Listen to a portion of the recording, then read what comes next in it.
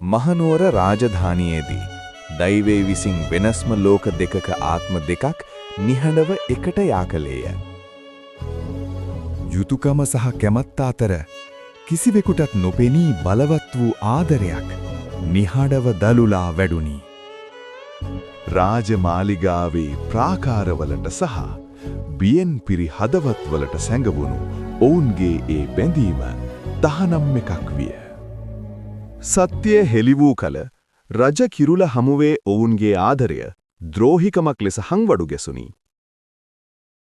නොසැලෙන භක්තියෙන් යුතුව ඇය නොමැති ජීවිතයකට වඩා ඔහු මරණය වැළඳ ගැනීමට තීරණය කළේය.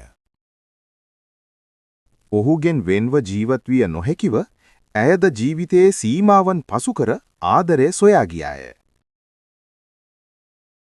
ඔවුන්ගේ කතාව ශෝකාන්තයකකින් අවසන් නොවූ අතර එය සදාකාලික මතකයක් ලෙස කාලය පුරා රැඳී පවතී.